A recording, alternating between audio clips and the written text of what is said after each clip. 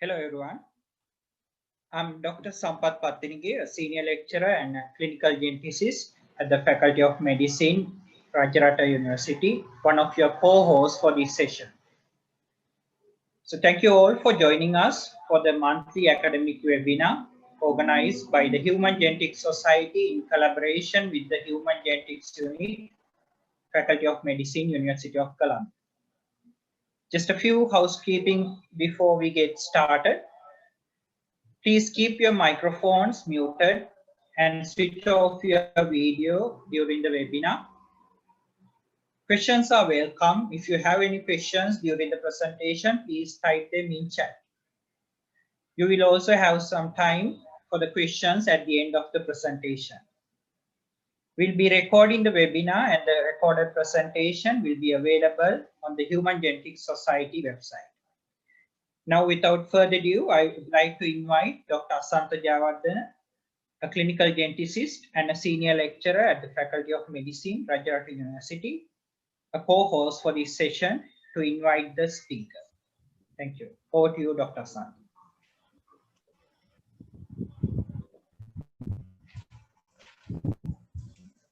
Thank you very much, Dr. Pathinige.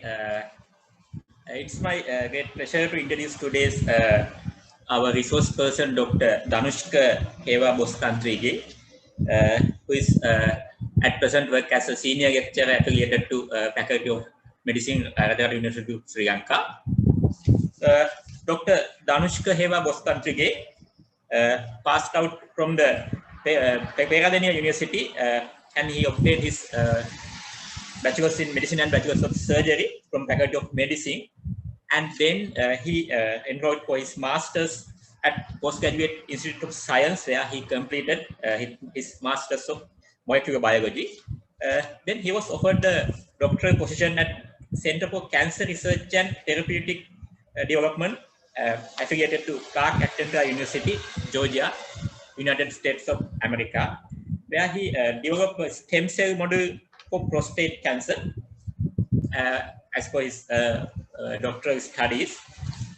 After completing his PhD, he was awarded the postdoctoral position at St. Jude Children's Research Hospital, Memphis, Tennessee, United States of America, which is one of the leading institutions globally in pediatric cancer research, where he did extensive research in CRISPR gene editing and CRISPR library formation.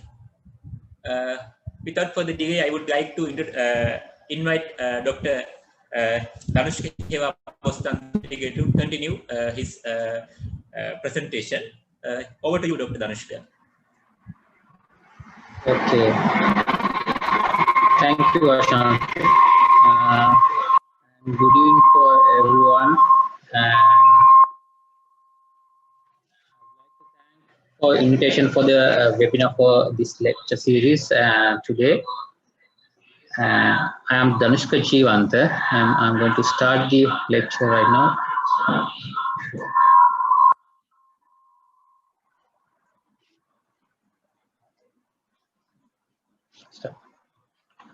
Okay, so today I'm going to talk about the CRISPR gene editing and its application briefly with relation to my experience too.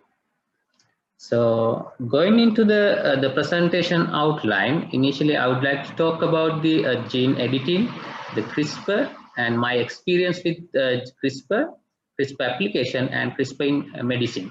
So why the application of the medical field. Before going into I would like to you all to listen to this one.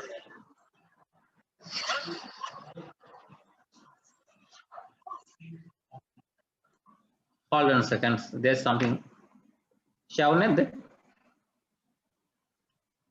Hold on a second.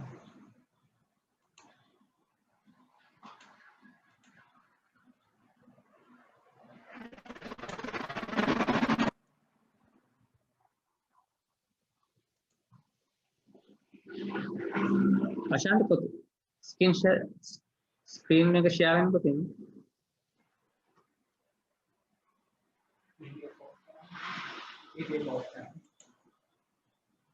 Okay.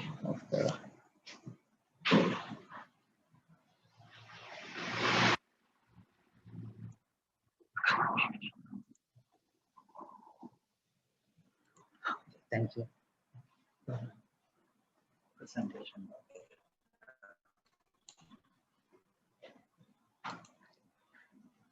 Okay. Okay. Sorry for this technical problem. So I'll start again. So I'm going to talk about the CRISPR gene editing and its application. And this is my presentation outline. So I'm going to talk about the gene editing, the CRISPR, and my experience with CRISPR, then CRISPR application, and many other fields as well as in the medicine field. So you all to watch this small video clip.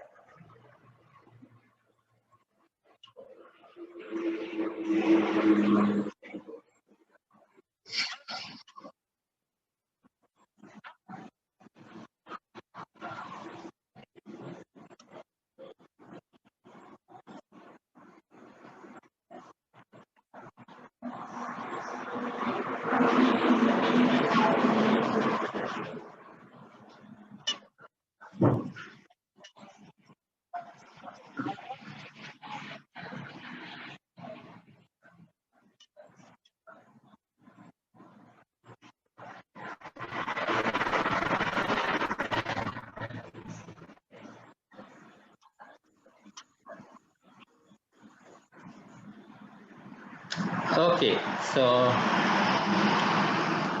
that the movie clip mentioned how the film get edited and how they appeared in the movie theater in perfect manner.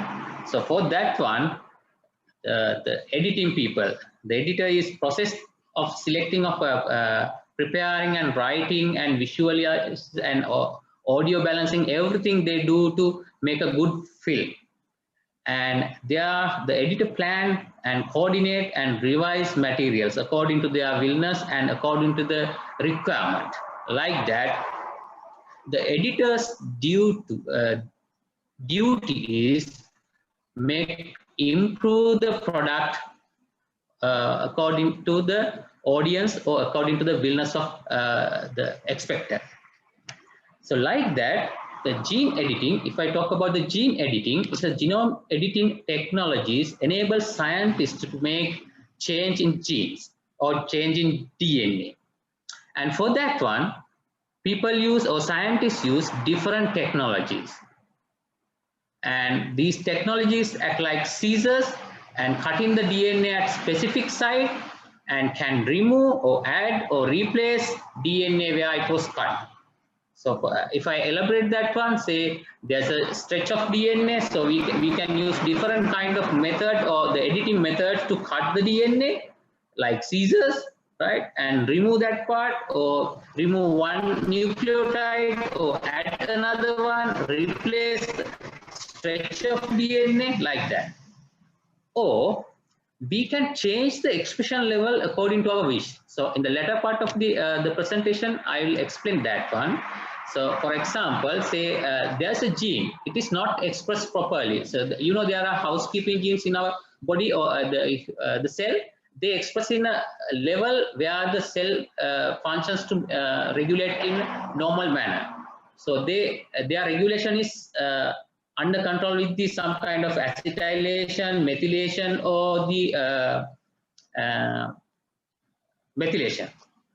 Likewise, using different kind of technology or different kind of CRISPR gene methods, we can increase or tune the expression level of some genes. So we can increase the expression level as well as we can reduce the expression level of the gene according to our wish.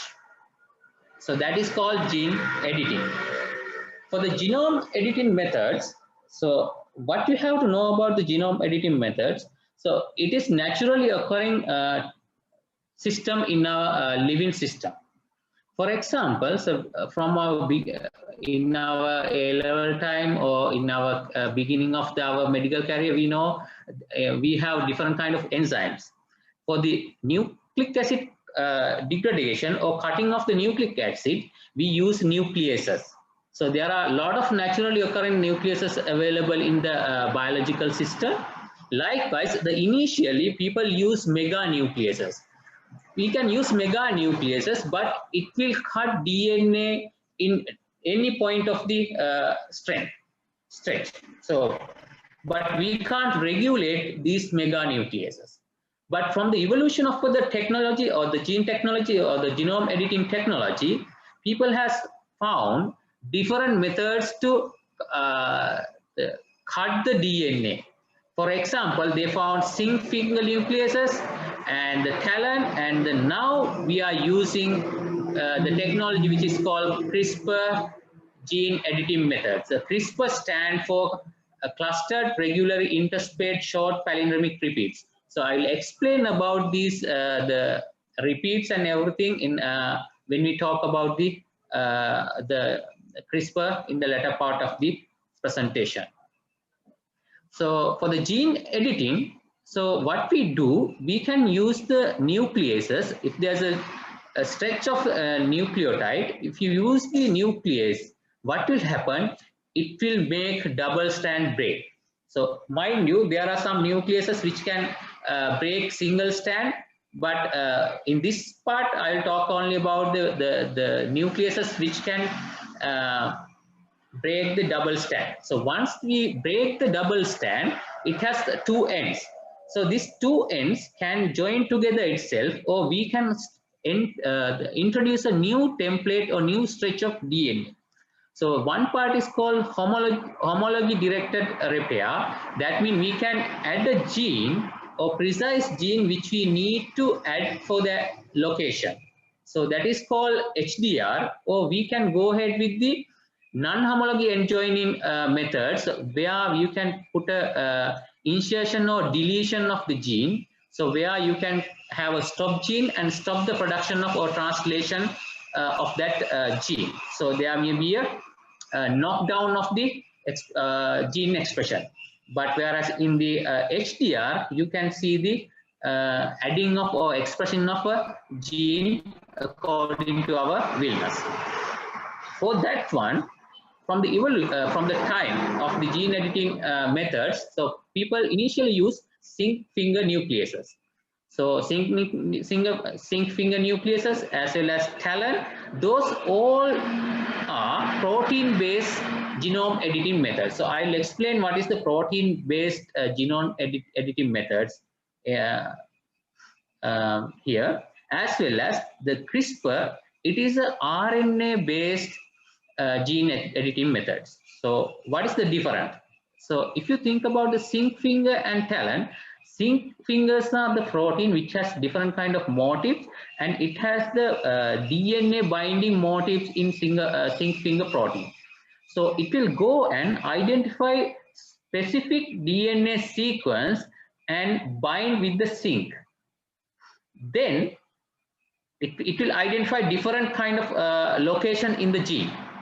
So people what has done, they have added a new protein which has nucleus activity like FOC1 in the end part of the zinc finger, and they will guide this zinc finger towards the interest area of the genome, and using this FOC1 that will cut the DNA. So then we can insert or remove the DNA part from the set of the DNA. So this zinc finger associated with protein base, that the guidance given by the zinc finger to identify the nucleotide stretch. So this zinc finger stretch identification of nucleotide amount vary according to the domain size. So some identify 3 nucleotide sequence, some identify 4 nucleotide sequence. According to that, we can program this zinc finger, and we can edit the gene according to our willingness. But there are some limitations also have with this zinc finger. If you talk about the talent means the transcription activator like effector protein. So this talent protein, they have they can identify around 18 nucleotides in the DNA strand. So they will go and bind into that specific site and act as a transcription activator. At the same time, if you can put a FOK1 like nucleases, so you can cut the DNA strand according to your willness. Then you can use for the insertion or removal of DNA part according to your willness. Those the Zinc and talents are both protein-based genome editing nucleases. But going into the CRISPR, so I'll talk in the next slide in details. It has nuclease, but identification of the nucleic acid which we need to cut is based on the RNA. So that is called guide RNA, or the single standard, or SG single standard guide RNA. So that will go and bind to the desired nucleotide sequence with this Cas9 protein. Cas9 protein is a nuclease, and which can cut the DNA into two parts. So that is the difference between the protein-based and RNA-based the nucleases used for the genome editing. And going for the CRISPR history, so this is the person who Mocheca, he is a Spanish scientist, the microbiologist, and initially he named this CRISPR clustered regularly interspaced short palindromic repeats, the name given by this person. And this repetitive sequence identified in 1987, but they didn't use that one, and they didn't know how to use the CRISPR. And they identified in year 2000 that the CRISPR present throughout the prokaryotic, and in 2005 they identify this CRISPR is the method which is there in the bacteria as an adaptive immune system. And using this one, they developed Donda. She's the person, and she got the Nobel Prize for this one. And they proposed the CRISPR genome editing, and they found the crystal structure Cas9 guide RNA complex. And using this one, they try to do a lot of gene editing in the means of medical field as well as in the other fields. So this is the brief history of identification of CRISPR. So I'm going to talk about the more details. The CRISPR is an adaptive immune system. So you know, in our body system, if some bacteria or invading thing come into our body, we have our memory cells, and through the memory cells we produce our the immune system and destroy the foreign the invading thing. Like that. So all we know, there are bacteria as well as there are viruses called bacteriophage which will attack the bacteria and destroy. To prevent from that bacteriophage attack, the bacteria has its adaptive immune system to overcome this problem. So this is the method they use. So once this bacteria get infected with the bacteriophage send their nucleotide, the DNA, into the bacteria. So if the bacteria doesn't have the immune system, the virus DNA incorporate with the bacterium, and they reproduce, and they lyse the bacteria, and they expand their life in the bacteriophage. But due to this, the CRISPR system, what they have in the bacteria plasmid, they have Cas locus. The Cas locus is the Cas9 nuclease protein located gene, as well as the upstream they have the RNA region, and downwards they have repeats. Those are called palindromic repeats. If you see the diamond shaped black marks, those are called palindromic repeats. Palindromic repeat means they have the nucleotides in the same in both direction, in the 5' to 3' and 3' to 5', both direction in the same nucleotide sequence. So those called palindromic sequence.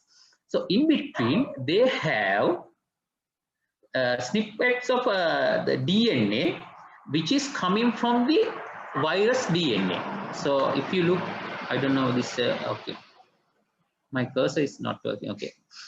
This the green color and the blue color, pink color, yellow color, all the colors are nucleotide sequences which is relevant to the previous the infection of a different bacteriophage. So they have this kind of nucleotide stretch. So from this stretch they produce guide RNA. So what will happen, this part is called CRISPR array.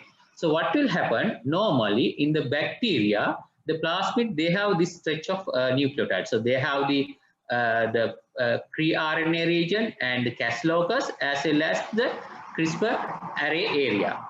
So then think about, there's a bacteriophage will come and introduce the DNA. Once the DNA enter into the system, what will happen? If they have the memory of previous the DNA segment in this interspace, they will produce the RNA. So which has this complementary stand for this part.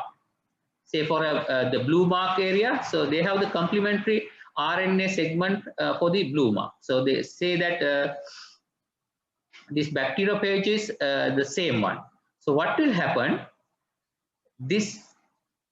The Cas protein incorporated with the pre-RNA which has the guide RNA, and they will make a complex that is called the CRISPR-9 nucleotide complex, and that will go and bind with the virus DNA segment which is complementary to the virus DNA, and they will cut the virus DNA. So they will destroy. That is called interference. So this complementary RNA go and bind with the viral DNA, and that is called interference. When they interfere, what will happen? Cas9 nuclease, they can chop the DNA into pieces and they will destroy. So there won't be further infection from the bacteriophage. So that is the system occur in the bacteriophage and the bacteria. So this is the adaptive immune system. This technology we use as a CRISPR system to our gene editing system. In our සිංහලෙන් කියමක් තියෙන්නේ මොකද බලලුලවා කොස්සට බාවනවා වගේ, and that is the method we use here. This is the system occur in the bacteria and the bacteriophage. We use this system and program apply into our the eukaryotic cells or the human cells or mice cells to create gene editing according to our willness. So as I mentioned previously, so this is the Cas9 protein. This Cas9 protein, it has the nuclease activity as well as the modified this Cas9 has a helicase activity. Different kind of activity we can incorporate into this Cas9, and with that there is I mentioned about the guide RNA. It has the complementary sequence towards the matching genome sequence. So this will go and bind, and once it binds, the helicase will apart the for the facilitation of the binding, helicase will apart, and the Cas9 nucleus will cut the DNA sequence in that area. And you have to know this one. This is called PAM sequence. It is called the protospacer adjacent motif. So usually if you take a gene in your right side, it is a downstream, it is the exon or intron sequence. Upstream there's a protospacer adjacent motif, and upstream from there is a matching sequence usually towards the regulatory part of the gene. So usually you can cut from that region.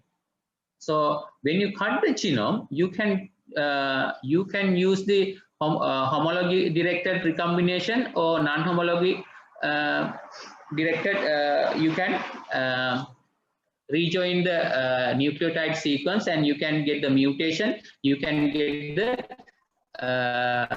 adding of new gene to the according to your willness. So that is the simplified manner of the acting of the CRISPR in the biological system.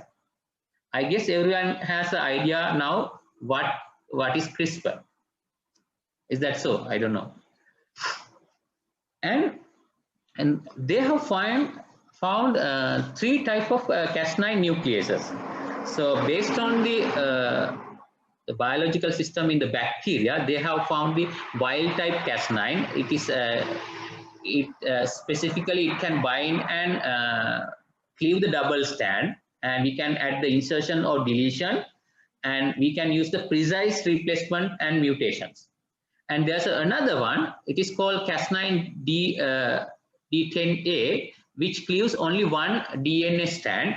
Because of this, we have to incorporate into 2 Cas9D10A nucleotides from the 5' to 3' and 3' to 5' direction. Either direction they can go and lock in the nucleotide and make a nick to cut the DNA. And there's another part which is called dCas9.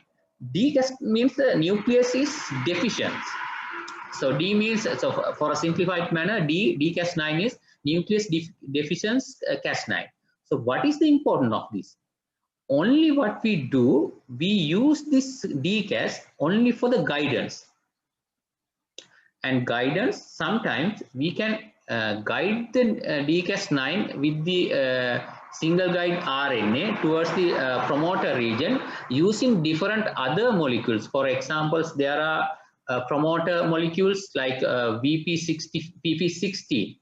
Herpes simplex virus has the VP16 molecules, the 16 amino acid, which can go and bind the promoter region and enhance the gene activity. So we can incorporate this dCas9 with the VP16.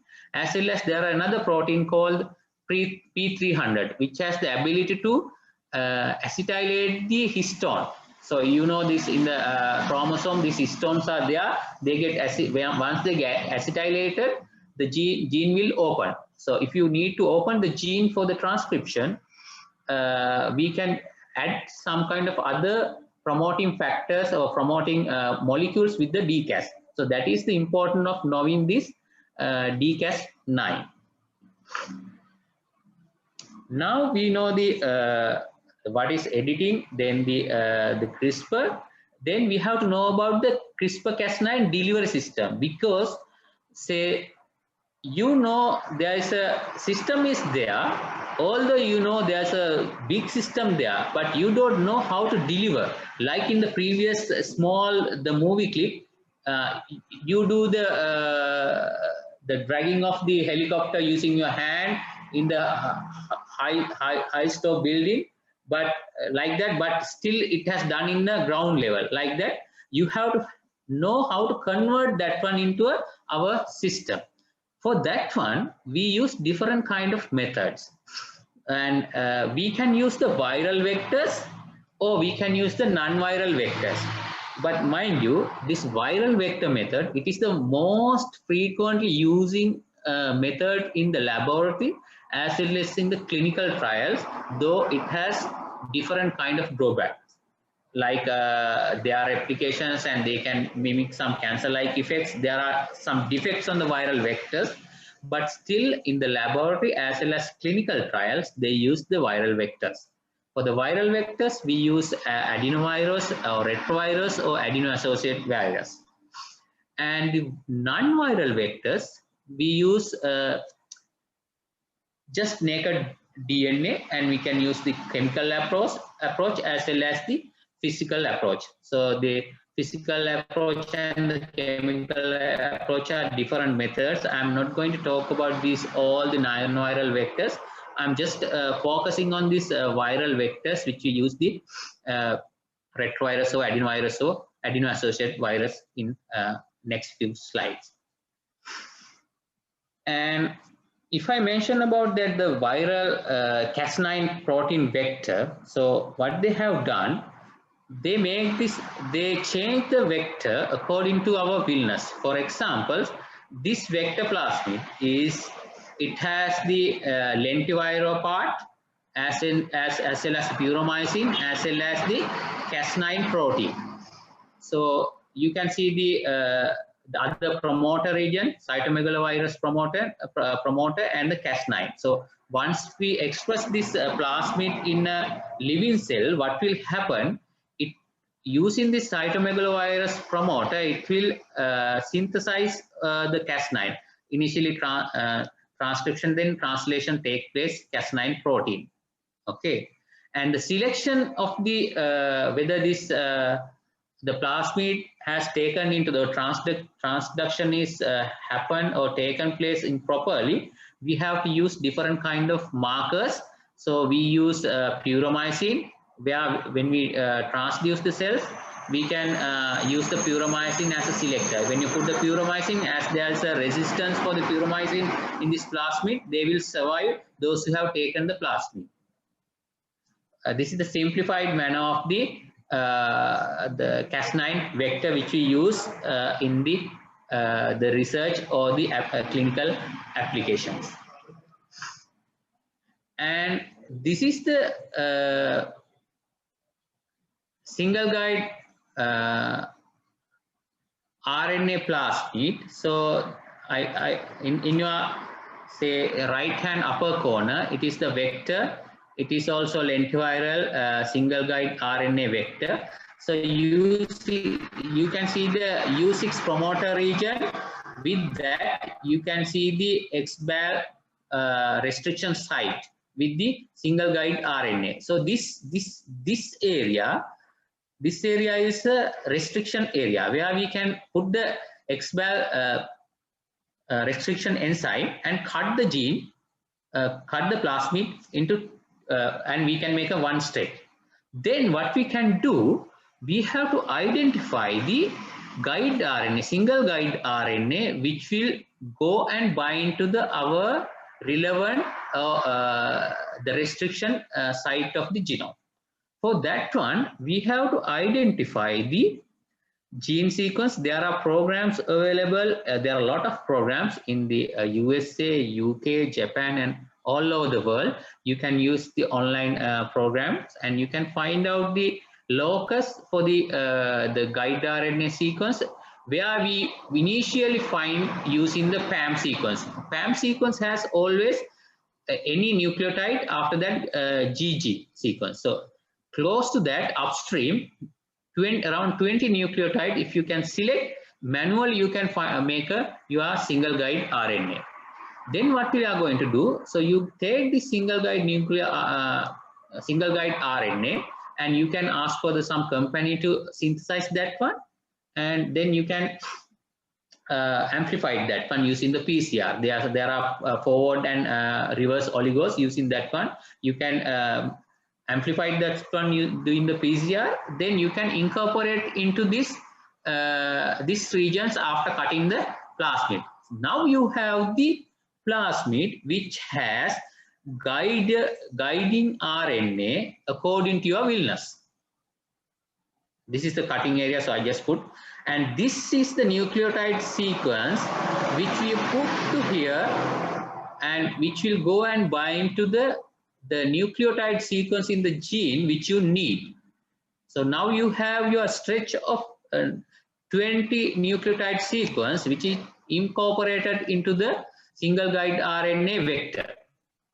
Then what we can do?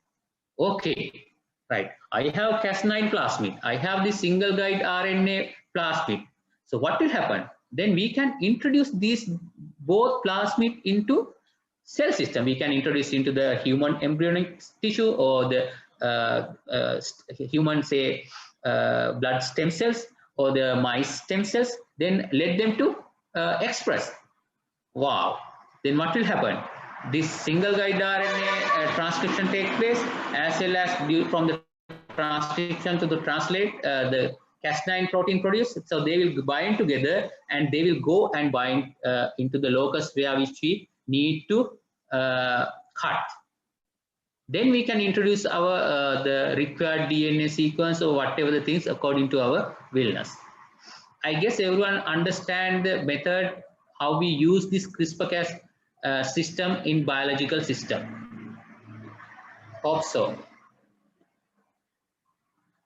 And simplified manner. So what you can do, so as I mentioned previously, you can design single guide RNA against target sequence and generate plasmid encoding single guide RNA and produce both Cas9 and single guide RNA lentivirus. So lentivirus production is a different kind of method.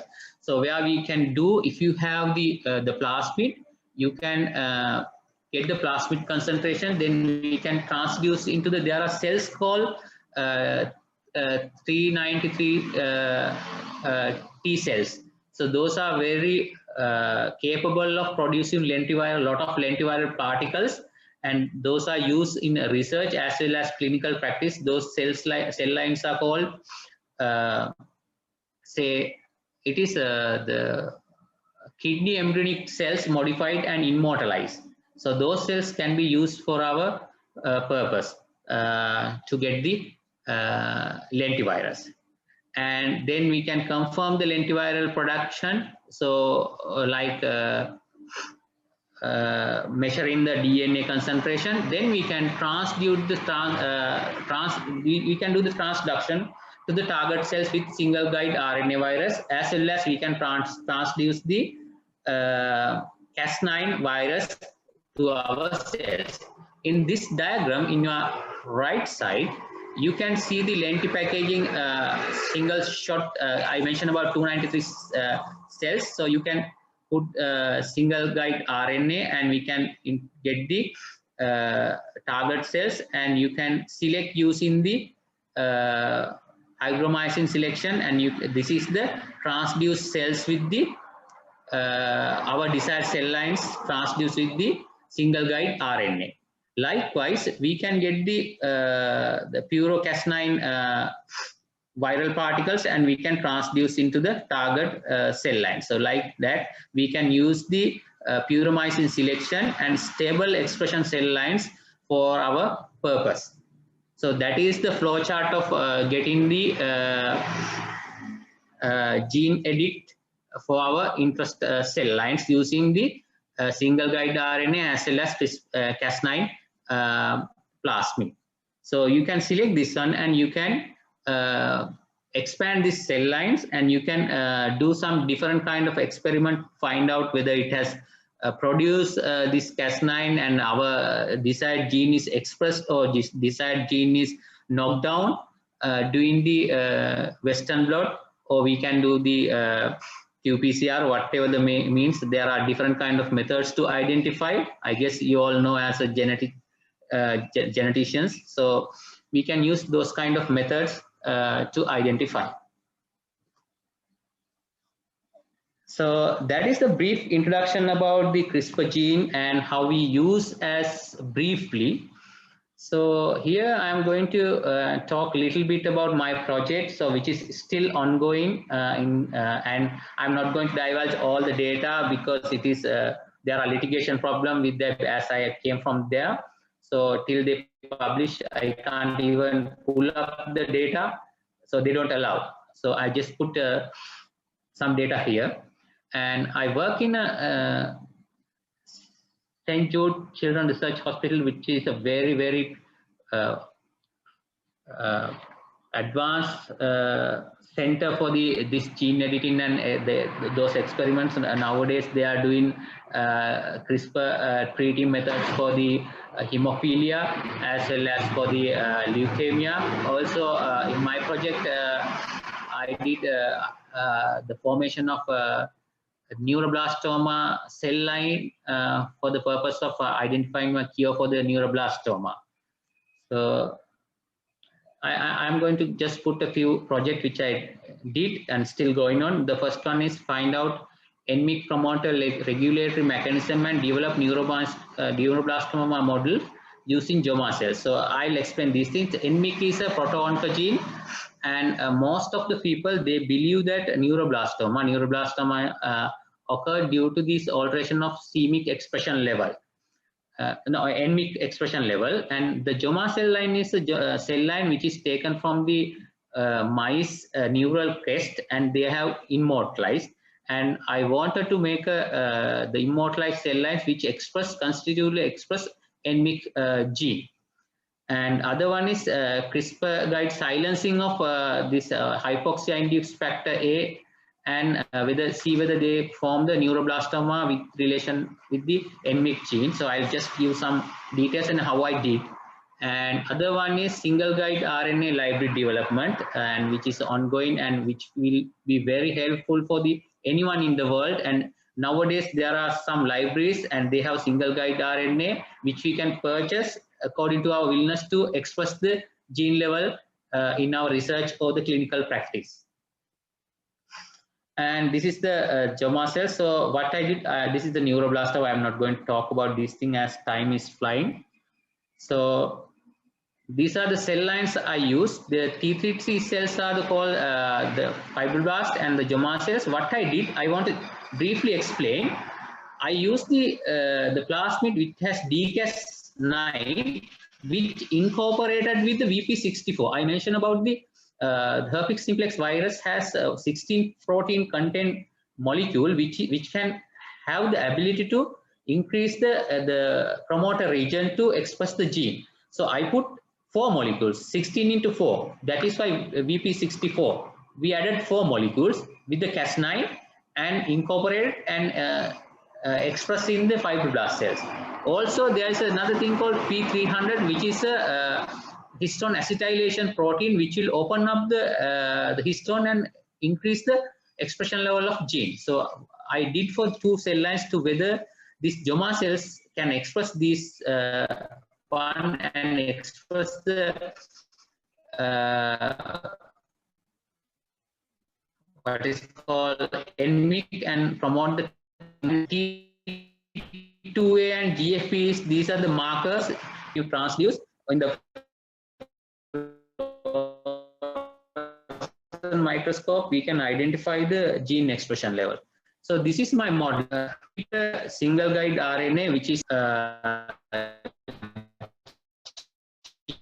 in a promoter region, and with the DCAS, and we incorporate this VP64 because we put a P300. Likewise, we try to induce the expression level of NMYC, and this is the experimental plan. So likewise, when I mentioned about the transduction to the cell lines, I did everything accordingly, and with the single guide RNA, and we did the Western blot to confirm that one, and we inoculated into the mice, and we noticed the expression level of the P64 and the P300 in the JOMA cells. They promote tumor in the mice, the animal models, and this research is still going on and hope to publish soon. And there's another one, JMJD6. This one is a different kind of method, same methods. What we did, we used these genes in different way, different colors to identify the expression levels. So like that, this is the way we identified our transduction of the gene accordingly. So you can use the FACS, fluorescent activated flow cytometry, to identify whether our transduced cells are there. So this shows all the transduced cells are there, and we sorted out those cells to find out whether they are expressing. Then what we do, so these are the cell lines. So GFP as a control, then the NMYC and the JOMA cells. So you can see the expression levels. So then we can do the Western blot to confirm that one. This is the GAPDH to this is the baseline, and you can see this the NMYC expression accordingly. Our this CRISPR gene technique is working. So this control is not expressing, and the NMYC is expressing, JMJD6 expressing. According to our willingness, we can express the gene level. It is mentioned here. And this is the other details. And this is the another technique. We use the knockout gene. So we use the Cas9 guide RNA to knock out the HIF1A gene. So we found the data here. So I just put the data to show that what we have done or what we can do using this CRISPR gene editing. Then finally, this is the very important thing. So it is single guide RNA library. So there are functioning 20,000 genes available there. So what we can do, we can group these genes into different parts. For example, regulatory genes, metabolically activative genes, and the epigenetically important genes, and the housekeeping gene. Like that, we can categorize. Then using that category, we can design some single guide RNA to find out, and we can get a lot of single guide RNA, and using there's a vector preparation methods, and we can make a library. Library means, so different kind of single guide RNA has different colonies in the bacteria. So we can store those bacteria, and we can use and sequence, and we can use for the activation or the guiding of different kind of genes according to our willingness. So there's a library. We can take our gene interest guide RNA, and we can do our editing according to our willingness. So these are practicing. So this is the one, the library which I made when I worked there. So I am rushing now, I guess.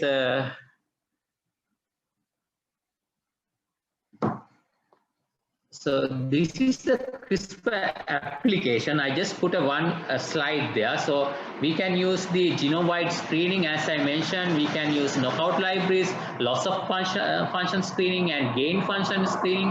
We can use our single guide RNA libraries to this genome-wide screening. Mind you, for this screening, we need to use a lot of bioinformatics tools. And we can use the genome editing, as I mentioned previously. And we can use the transcriptional regulation, like I mentioned about activation of using VP64 like. And we can use ecological applications. I will show another slide. In USA, there is mushroom. This mushroom has different kind of phenol activity. Because of that, they get darkened. And when you put into the market, and they get rejected. To reduce that darkness, what they have done, they use a targeted CRISPR gene editing to resolve that problem, and US FDA has no issue for this CRISPR type gene editing problem, the foods. So you can easily pass through that one. So that is very good advantage, because you are not introduce new gene, only you just knock out using the guide RNA. That's all. And you can use for the chip. These are all research oriented things, fish and fluorescent in situ hybridization, as well as chromatin immunoprecipitation. Those kind of technique you can use. And the therapeutic applications, gene therapy for the cystic fibrosis they use, as well as drug discovery and personalized medicine. Say, for example, for lot of multigenic disease, people have a down regulation of some genes. So what you can do, you can use these CRISPR gene editing methods and upregulate different kind of genes according to your organ. For example, if you need to express the receptor in the liver, you can do specifically in the receptor liver, or you can do in the say in the kidney, likewise. So you can use in therapeutically in all kind of areas in the medicine. And this is the thing I mentioned about the phenol oxidase activity, and they gain whitish color, nice color mushroom. And as I mentioned about in the medicine, we can use different methods. Also, you can use in the cancer and the personal medical applications. We can use the CRISPR, and that is called personalized medicine. Then the Chinese those are the crazy people. So they use a lot of the human embryo to edit the genes, and they do all kind of thing without any medical ethics.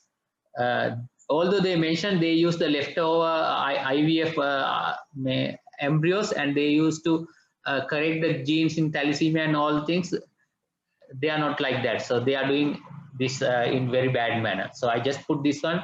Up to now, we have the evidence that we can cure the beta thalassemia using this CRISPR gene editing. And also, these are the very genuine thing in the UK. They use the healthy human embryos left over from the IVF, and they can use the change the gene in the OCT4. OCT4 is a very important in the maintaining of the stem cells, and they can manipulate how we can change the gene and how the organ development take place using these methods like CRISPR gene editing. And I guess given time is 45 minutes. Now it's 8:50. So, and there are different problems related to that. So I just put the main problem is off-target effects. So to overcome this one, there are different kind of methods are there. And so I just put for the sake to knowing that one. And so I think I rushed last few slides, but I think you all get some knowledge about the CRISPR gene editing and what we can do using the CRISPR gene editing. So I'm going to finish the lecture, and thank you all for the listening for the lecture. And you can ask any question if you have. I can give according to our modulator's time.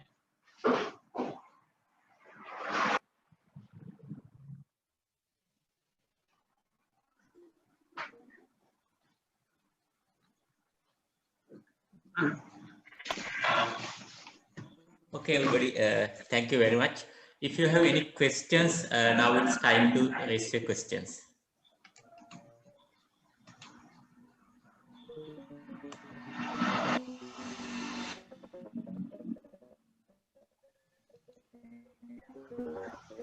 Any suggestions or any clarifications from Dr. Dhanushka?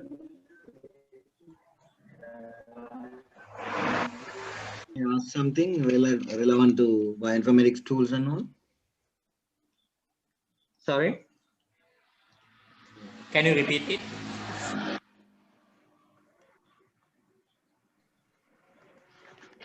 I just wanted to know something about this bioinformatics tool that you have mentioned in the last slide, that mean in the application set.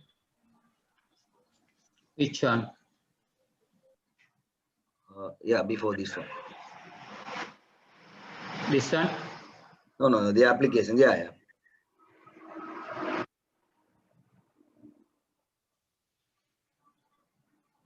This one? Which one?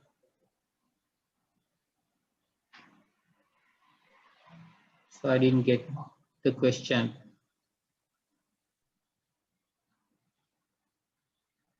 Can you hear me? Yeah, right. I can hear you. Okay. All right. Now you mentioned many bioinformatics tool has been used in these applications. Could you give some examples? So which I used for the handling? Yeah. Okay. So it will take time. So what I suggest, I'll give some my link, so you can come and you can talk with me. So I'll give my contact details, so we can discuss. So that is the easiest way, I guess, because it's time consuming. So you are a bioinformatics? Yeah, I do bioinformatics. Hello? I'm from computer science. Okay, that's great. So I'll give the contact details, so you can reach me anytime and we can have a discussion. So it will take time. Anyhow, that's a very good question, and we use a lot of tools. So then I have to pull up the internet and go through that, and I have to show. Anyhow, that's a good question. So we can keep in touch, and I'll talk with you. Yeah, and one more thing, sir. I think in the slide of CRISPR, when you started, saying about how this seizure mechanism has been done with Cas9. Yeah. Can I see that slide if you don't mind? Which one? The slide that says, the very early one. Huh? Not this one, not something with your project, but when you introducing this one. No, the next. Yeah. Yeah. Some with the colored diagram. The next one, CRISPR. When it start. The next one. Yeah. This one? No. This one? No. The Can you next see? one, I think. No. I think there's a delay. Okay, anyhow, which Yeah. one? This one, yeah. Okay. Because I couldn't figure out the number. So when this cut comes, like the guided RNA is the one make the CRISPR, specific to the target, right? Am I right? Yeah. So when it's cut, right? So you said that GG is there for PAM sequence when it's cut, but the example shows it's not exactly cutting near to the PAM, but it's cutting somewhere else. So I'm just targeting the image. So is that such a way? No. This is showing different thing, but you can program according to that. So if I say this just adjacent to the PAM sequence, you can design. Okay, that's why I am telling. If you go to this slide, this area, okay. So that is still in the so here. So I use for the NMIC targeting single guide RNA. I use 13 different single guide RNA transduction. Can you remember? Can you see? Yeah. That is the reason. So that's why I told we have a lot of the problem still with the cutting and selecting of the exact point. You see, so we use at least 10, 12 guide RNAs to get the perfect one. Then from there, after sequencing, we can identify. Okay. Yeah, understood. The answer for your question? Yes, yeah, somewhat, but I still, but then even the 13 RNA, but when you will be, so after you practicing with 13 only, you will be able to reach your target, or how? Yeah, we don't know. I can't say exactly after using 13. So I might go into the target with the first shot. Yeah, so I might not after even 13. Yeah, understood. So like how do you think that application of computing or maybe the bioinformatics in that your fourth project, like you say, the creating the library of that is definitely because a lot of algorithms are running, so identifying and going there. So my the computer knowledge is not very vast, but we use the tools, so it is very important. There's a part for the computational biologists or the bioinformaticians. Yeah, because I found there's in this among these 3-4 topics that you mentioned, the fourth one having more potential to hold a lot of algorithms. Exactly. If you like, we can start here something. Let's see the potential. Okay. By the way, what's your name? Yeah, I'm Karthis from University of Jaffna. Okay. Thank you, Kafi. Thank you. Any more questions?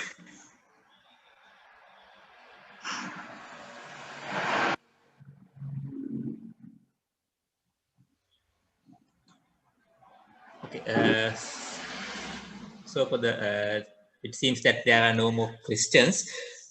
So I will introduce over to you, Dr. Pattinige, for the vote of thanks.